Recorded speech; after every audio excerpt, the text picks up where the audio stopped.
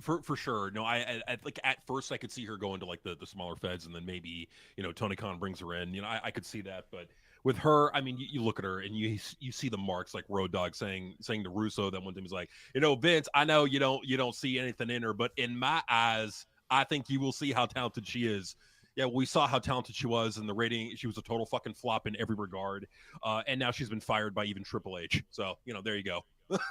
Well, and that I think that really showed her because this is a woman that has cried so much on social media, cried on her own video game Twitch channel about how she's misused and mistreated and left off TV and benched and all this other shit. Just keeps on crying and crying. Then Triple H is like, you know what? I don't need to deal with this. You're gone. And tell you what, while I'm at it, I'm also gonna cut your fucking retard boyfriend too. So Eddie Thorpe, who I've always hated, Yep. got cut, and this is beautiful because he was like being pushed at the top of NXT. This is like an out of nowhere perfect cut from Triple H. I praise Noseman for this. Good job. Good. Yeah, good I job.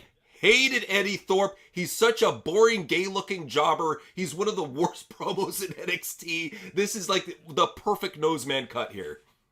Eddie Dork, yeah. Eddie really Dork. He's a fucking dork. I'm sorry, like he's going for the whole Native American gimmick, but he just looks like a regular dude trying to like be a like it's the we have tried to give this dork a chance. And there's nothing you could do for the guy. There's nothing there.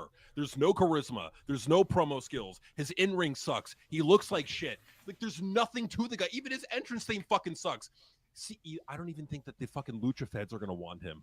I don't know of any company that's going to want him. He looks like Tatanka's fluff boy. We don't need this type of wrestler in pro wrestling. That I can't even see like MLW hiring this guy. No. Like maybe I don't know. Maybe some like jobber promotion over in Tijuana. The like fights in the sewers. Maybe he's like fighting for like moldy cervezas. I don't know, but maybe something for this guy. Otherwise, you can't do anything with him. It's like, hey, Holmes, it's this guy or nothing.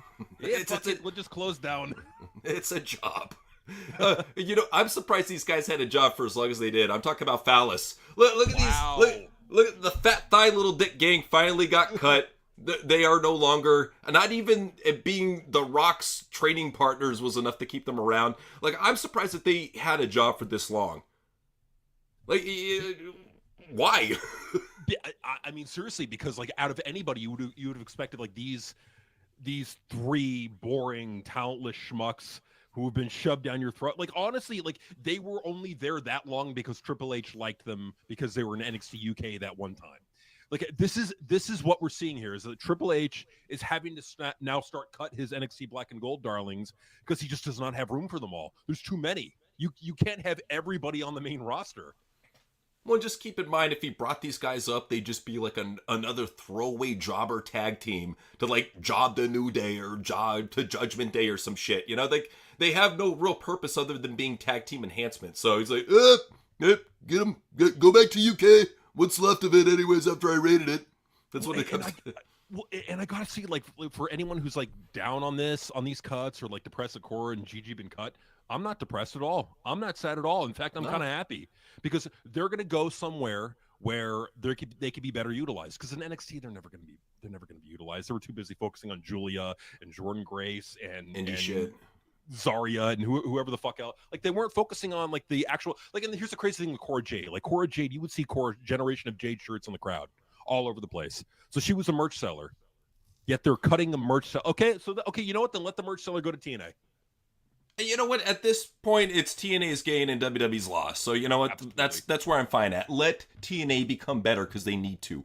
And this is another talent I think is definitely going to TNA just because her man's over there as well. Gigi Dolan. I think that this is going to be one of their top knockouts once she gets going. I mean, one thing I got to say is that ever since they got rid of Gail Kim, they've been making big strides in the women's division. They've been making the right signings. Pusha Tessa Blanchard. They recently, signed Alicia Fox. So she's in TNA now. You got Gigi Dolan coming in soon. Hopefully Cora Jade as well. So you got a lot of really good signings to be happy about in the knockouts division. It's looking really promising right now.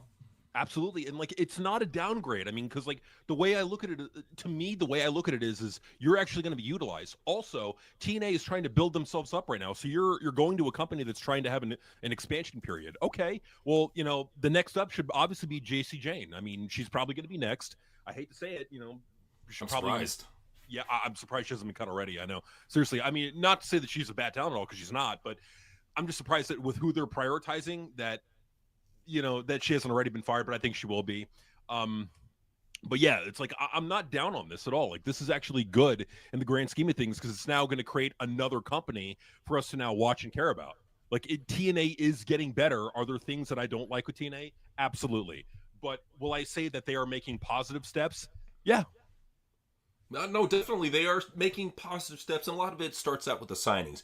They have to move away from signing vanilla jobbers and move towards signing marketable women like this. And another marketable woman I'd love if they sign is Jakara.